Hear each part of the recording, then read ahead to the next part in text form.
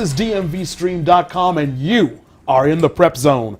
Sean Parker along with Mark Giannotto, Nick Eilerson from the Washington Post, and we have got an exciting show for you today. We're going to be covering lots of topics here. We're going to be talking about Westfield, Oscar Smith State Championship. We're going to be talking about DeMatha and Wise, basketball, Herndon, South Lakes, Largo, Bowie, St. John's, and Paul VI, Hammond and Centennial, the National High School Hoops Festival. Man, we've got a lot to cover today. We're also going to be previewing the Lake Braddock W.T. Woodson basketball matchup this week, along with Henry A. Wise and Eleanor Roosevelt. And Josh Apple had an interview with Kyle Simmons and Kevin Petrillo from Westfield. You look there on the screen. This is where you can find the Prep Zone on your public access channels. All right. So we're going to step away for just a minute. We're going to take a look at some action from this week's National High School Hoops Festival. Then we're going to come back and get into the Weekend Rewind right here on the Prep Zone. 4 tight games, so of course it would only make sense that this 5th game, Episcopal and St. James, would go to overtime. Right, first overtime, only overtime game of the day, but they were all tight as you mentioned. Episcopal escapes with a 56-53 victory over St. James. For Virginia Episcopal, they have some really talented players. Here you see Sasha Clea-Jones, the Kentucky recruit, slam it at home. He had a lot of size and a lot of skill for a guy that's 6'11". They also had Justice Kithcart, who's going to Pittsburgh, and he hit a crucial bucket in overtime that sealed the win. St. James, their star of the day, was Grant Golden, but once he fouled out first play of overtime, it was pretty much over for St. James, and they kind of lost their momentum there.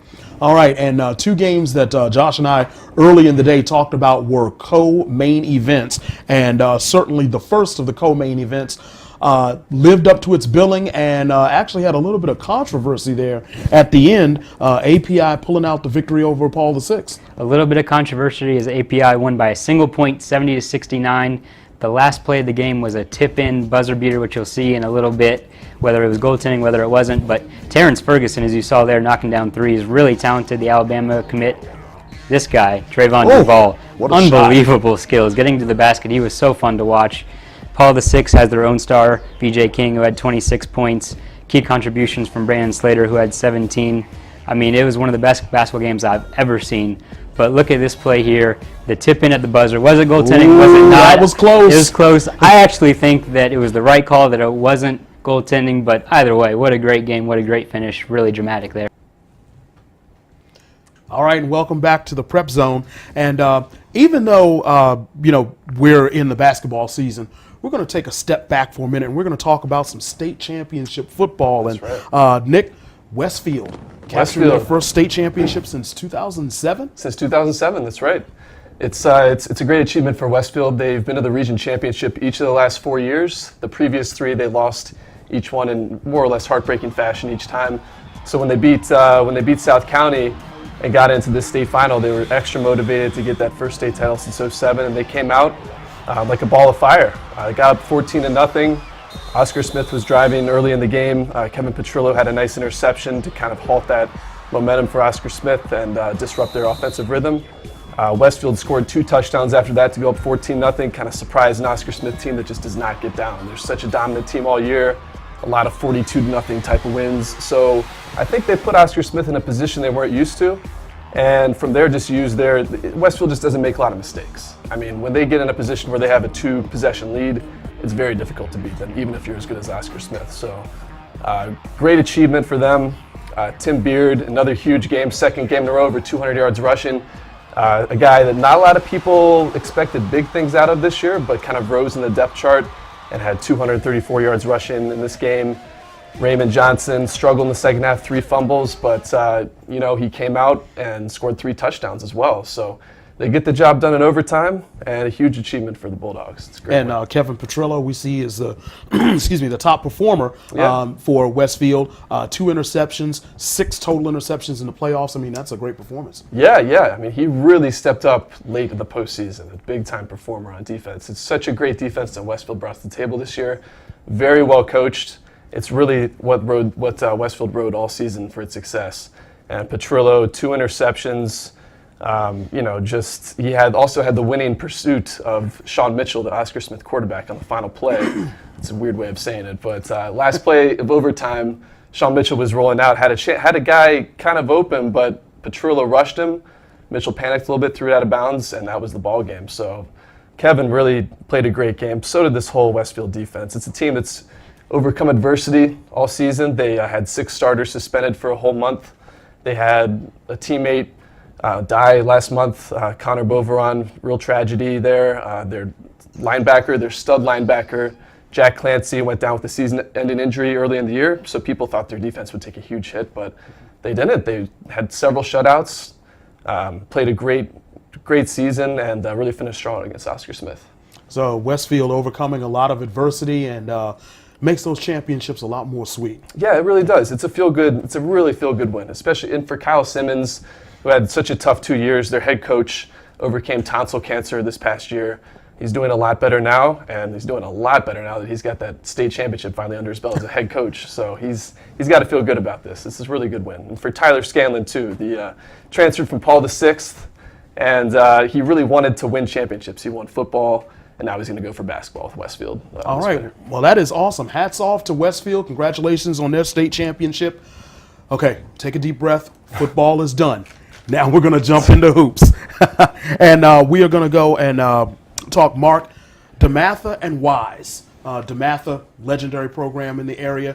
Wise, up-and-coming program out of Prince George's County.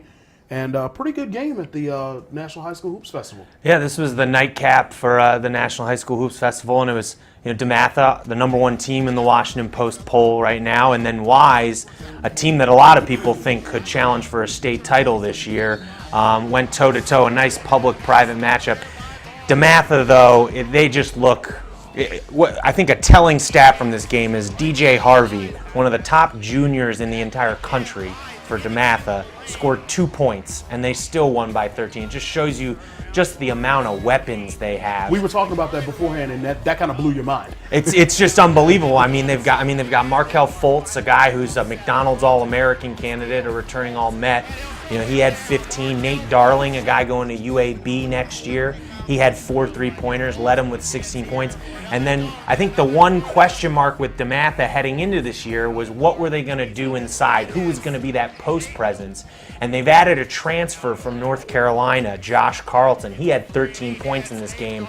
Really encouraging to me in terms of, will they be able to win the WCAC this year? Now they have that big man that maybe they were missing heading into maybe just people didn't know about heading into this year with a new addition. And then Wise, I think, acquitted themselves pretty well. This was a tough matchup for them, all things considered. Deron Barnes had 23 points. He's an intriguing player to me this year. He was a 6'6" power forward last year, but he's kind of remade himself into a wing this year, and the early results are very encouraging.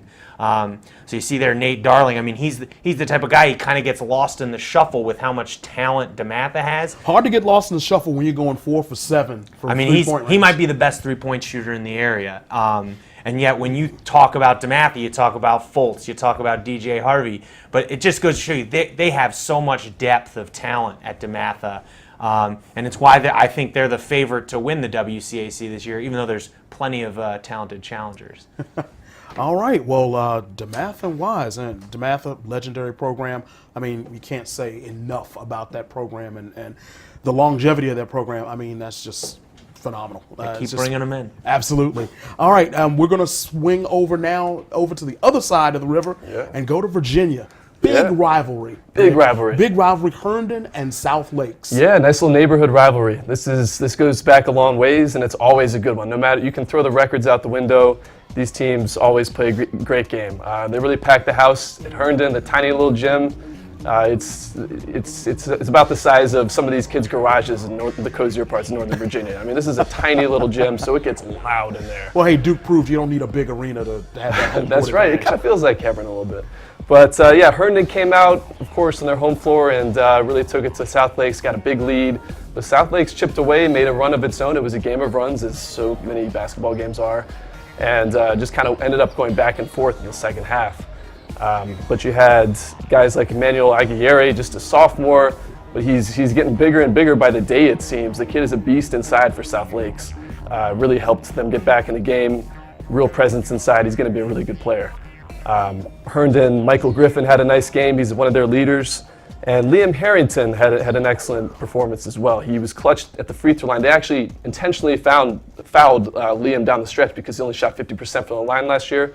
But Harrington was 8 for 13 from the foul line and made them all down the stretch to help Herndon secure the victory. Liam Harrington sounds like he should be playing football over in Europe, but and that's football with the UT, not the OO. But he'd be a big soccer player for sure.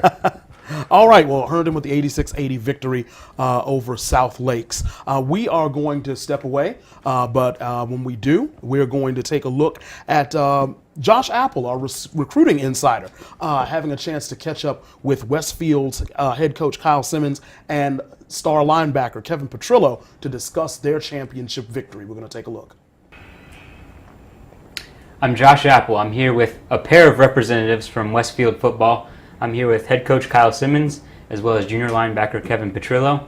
They're fresh off their big-time victory in the 6A state finals against Oscar Smith in Charlottesville at UVA. That was a 49-42 triple overtime victory to put them at 14-1 on the season and 4th in the Washington Met poll. So big-time stuff there. Coach, let's start with you. It was a triple overtime thriller. So what were your emotions? What were you thinking late in the game in the fourth quarter and throughout those overtime sessions? Well, in the second half, there were times where I felt like it was slipping away. We were making some mistakes, and I was telling myself on the sidelines, we're screwing this up. This is going to get away from us. And every time I felt like that, we'd do something on the positive side that would either keep us in the game or get us a little cushion. And so I was disappointed we had to go into overtime to win the game. I think that it shouldn't have gotten to that, but once we got there, then we had to continue to make plays, and that's what we did to win the ball game. Yeah, some late turnovers by you guys, but you got it done with a stop there in the third overtime. By this guy right here? By that guy right there, we'll talk about in a moment. But for you, Coach, first reaction, you just won your first state championship. That moment, what were you thinking? I gotta be honest with you, it was relief. It was relief for, 5 seasons of ending in disappointment. It was a relief from the standpoint that, like I said, I felt like the game was slipping away from us and we were making some crucial errors. And it was relief for everybody involved in the sense of all the hard work, all the hours, the commitment from the coaching staff and the support staff that we were going to bring that trophy home and being very proud about that also. And Kevin, like Coach mentioned, that stop, because of you made great stops throughout the game, but that moment, game just went finally, you made that stop, you guys are celebrating on the field. How exciting was that for you? Oh, it was unbelievable. It was just an unbelievable feeling to finally get it done. We've been out here for 20 weeks, 4 months, something like that, I don't even know. And to finally have that sense of relief like Coach was talking about, it's an awesome feeling. I'm just so happy we got it done. Welcome back to the Prep Zone. Sean Parker along with Mark Giannotto, Nick Eilerson from the Washington Post. And Mark, in the National High School Hoops Festival, I had the privilege to call Largo Bowie, and that was an exciting game. Largo and Bowie, both teams with pretty solid defenses, and even though the score was in the 60s, it was kind of a defensive struggle. Yeah, another good one, and I think it was just really interesting for Largo, a team that had to replace the All-Met Player of the Year this year, Abdul Bundu, who's now at Quinnipiac. But they've added here a late addition in the last couple weeks, Greg Boyd, who started the year at Riverdale Baptist and has now transferred to Largo. He's a bit of a nomad. He started his high school career at Eleanor Roosevelt, played last year at Parkdale, then went to Riverdale Baptist. Now he's at Largo. He definitely showed his worth in this game. Yeah, I mean, now they have that point guard, that lead guard that they were missing. And he had 18 points, and he's an impact player, one of the best players in Prince George's County, and he kind of has turned Largo from maybe a team that was on the outside looking in to now a true contender in that PG 3A, 2A, 1A. And then you got Isaiah Boggs, who I think is about as versatile a guard as you'll see in public schools. He's a 6'1" kid who can just jump out of the gym. and he can rebound for you. He can lead the break. They're just a really intriguing team to me this year now with Boyd back. And Bowie is a team, I wouldn't sleep on them. They've gotten off to a slow start this year, but they got plenty of talent. Quentin Drayton looks like he could be a Division I prospect. And just in general, they have a nucleus of players back from last year. I expect them to contend for the 4A title, Prince George's 4A title when it's all said and done. But you're seeing Greg Boyd here, and look, he's wearing a Riverdale Baptist shirt in here. It just shows you just how sudden this transfer was, but it's really made an instant impact. And really, you saw in the graphic those 3 3-pointers that Greg Boyd made in that game. Those were consecutive 3-pointers in the second half, and it really turned the tide because Bowie had momentum in that game, and he really stopped that momentum, completely turned it on its side, and that is what helped fuel Largo to the victory. Yeah, I mean, like I said, I think Largo, you could see the confidence building. They lost their first game of the year, but it was real close. But they didn't. Greg was coming off the bench in that one because he had literally just joined the team that week. And now, the ceiling has raised for that team. All right, so now we move from the public to the private in the WCAC matchup. Nick, right. St. John's and Paul VI. We saw Paul VI in the Hoops Festival, and here they face number 5 St. John's. Yeah, number 2 St. John's now after this win. Number 2, all right. Check it off. But just even more talent on the floor. This is a tantalizing WCAC matchup, as many WCAC matchups are. St. John's plays an interesting brand of basketball. They play small ball, so going up against a team like Paul VI with much more size was a very interesting contrast of styles, and St. John's prevailed. I think they're just a deeper team. Paul VI has some excellent players like Louisville commit VJ King, who had a game-high 34 points. But at the end of the day, St. John's just had a couple more guys step up. In particular, Jeff Downton Jr., the Rhode Island commit, had 22 points, and his partner in crime, Anthony Cowan Jr., having such a good year. He's his second game over 30 points. He had 32 in this one. He's a Maryland commit, so I bet he's feeling pretty good about himself these days with how the Terps are playing. But this was just, you want to see a closer game between these two, but still so much talent on the floor. It was a good game to watch. All right, and Anthony Cowan Jr., the top performer in that game. Yeah, he had 4 3-pointers in this one. He was 12 for 12 from the line. He's shooting the ball excellent. And, he's averaging 25 points a game. This was just, an average game for him this season, really. He's playing so well. And St. John's is a team to look out for this year. We've got them number 2 on our poll right now. They're a fun team to watch. 5 guys who don't necessarily have a lot of size, but they work together very well, swinging around the perimeter. It's a fun team to watch. It really is. But meanwhile, Paul VI, a good team as well. They'll get better. And VJ King scored 23 of the Panthers' 31 second-half points. I mean, the guy's a force. It's fun to watch him do it all. He's a 6'7" swingman, committed to Louisville. He's just such a versatile basketball player. So he and the rest of the Panthers are a fun team to watch as well. All right. So with WCAC in Prince George's County kind of casting a long shadow over the area, sometimes Howard County gets overlooked a little bit, but we've got a Howard County matchup right here with Hammond and Centennial. Yeah, this was a big win for Hammond over Centennial, the defending 3A state champions. And it's a little bit of a changing of the guard in Howard County. Hammond added 3 pretty big-time transfers this offseason. Brandon Willis from Athelton, who led the way with 23 in this. Then they got Jarvis Doles from Mount St. Joseph's. He had 16. And then Terrell Lamar from Longreach. He had 11 points. And kind of that big 3 for them, they won 3 games last year, and now that big 3, they're now in the driver's seat almost in Howard County. I think it's them and Oakland Mills, the defending 2A state champs, and they actually play next week. So that'll be another really big early season Howard County matchup. But I think what just to take from this one is that there's a new dog in town, a new bear in town, if you will. Hammond is a force to be reckoned with in Howard County, and they proved it here in this Centennial game. It had been a lot of talk with the transfers. They proved it on the court this past week.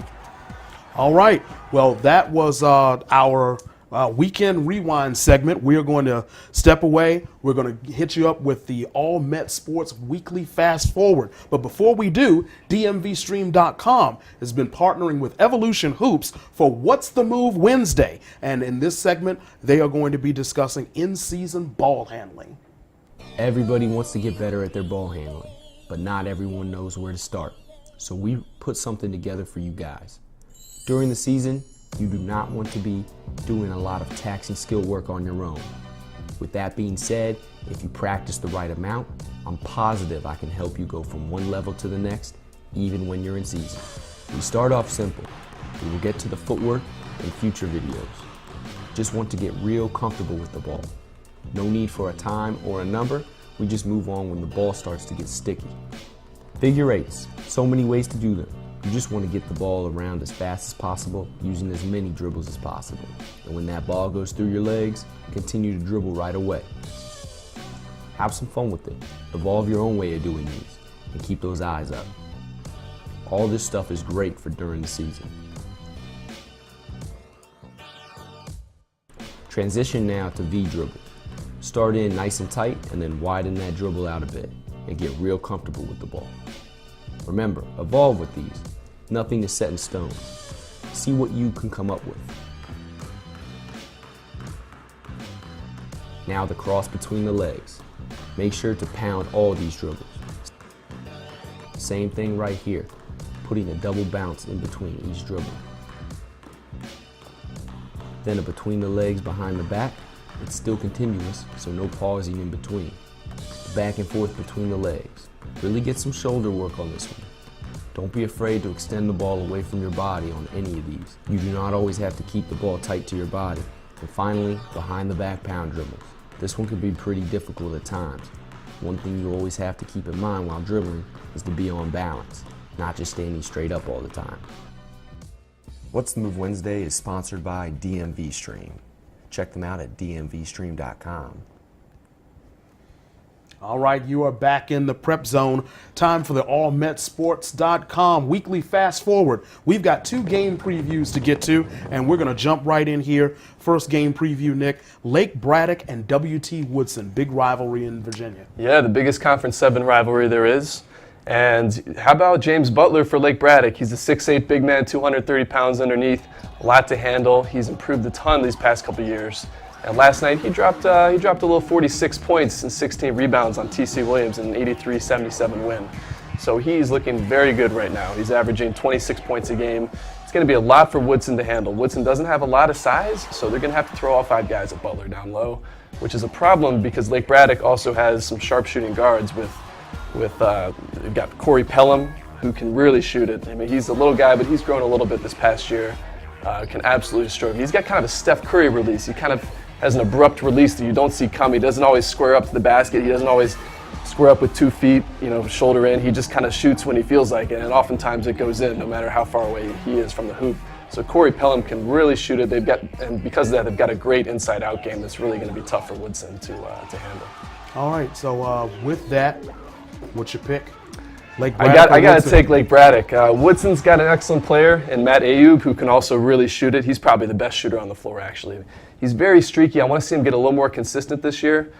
He can really score in bunches. It seems like every time he gets hot, it's like he makes 5 in a row, and then he goes cold for long stretches. So I want to see him get a little bit more consistent if Woodson's going to have any chance in this one. But yeah, I've got Lake Braddock has more balance. I'll take Lake Braddock. All right, Mark, what's your choice? You know what they say, the butler is always on call. Let's go Lake Braddock. Nice. Yeah. All right, and I'm also going Lake Braddock too. I mean, they're scoring over 70 points a game. Their defense holding under 60. So I mean, yeah, I've got to go with Lake Braddock as well. I think you do. All right, next game. Wise and Eleanor Roosevelt, 2 of the top teams in Prince George's County.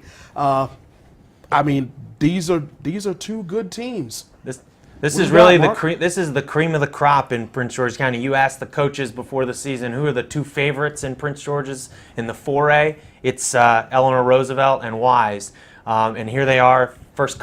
Their first league game for each of them. They're playing each other. Eleanor Roosevelt features Najee Marshall, who's a really, really good senior. He's planning on prepping next year, but he's already got some Division I offers. Kind of blew up on the summer circuit this past year, this past off season. I had a really nice game against DeMatha when Eleanor Roosevelt played DeMatha last week. You see these teams have losses, but I don't expect them to lose very many games the rest of the way. They've played a couple tough games here early on against private schools. And Eleanor Roosevelt is the defending PG County champion, and then they're going against Wise, who a lot of people tabbed as a state title favorite this year when they added Saquon Jameson, a transfer from Northwestern this offseason. And they have Michael Spate and Deron Barnes, who we mentioned earlier. So a lot of talent, especially for a public school game that is going to be on the floor. A few kids who are probably going to play Division I basketball. Should be a really, really good game, and I think it's going to come down to, whose star shines the brightest. Does Najee Marshall have a big game? Does the combo of Spate and Barnes deliver? I'm going to pick Wise in this, just because they have. Whereas I think Najee might be the best player on the floor, I think Wise just has a little more depth in talent, especially with the addition of Jameson and a little more size as well. So I'm going to go with Wise, but I'm going to be there on Friday. It's going to be a really good one. How about you, Nick? Wise or Roosevelt? I'll go with Roosevelt just to go against Mark. That's really the only reason. You can't go wrong. I mean, they're the defending champ. You got to knock them off. One way or the other. You know what? I'm going with Wise as well. Wise, again, with the depth of talent, and plus the school is coming off the state championship in football. So, I think I got to give them the edge on that one. So we'll see. Two terrific games. We got the DMVSTREAM.COM, the Washington Post top 10 rankings. Wise number 10, Potomac number 9, Paul VI, Episcopal, Douglas. Top 5, you got Woodson, Gonzaga, National Christian, St. John's, DeMatha. 10 strong teams in a very strong area. Shout out to National Christian. Huge win over API Prep on Sunday in the National High School Hoops Festival. Very nice. Well, gentlemen, that was a good show. It was a pleasure being with you. This has been the Prep Zone. You are now released. We are out of here. I'm Sean. This is Mark and Nick. We'll see you later.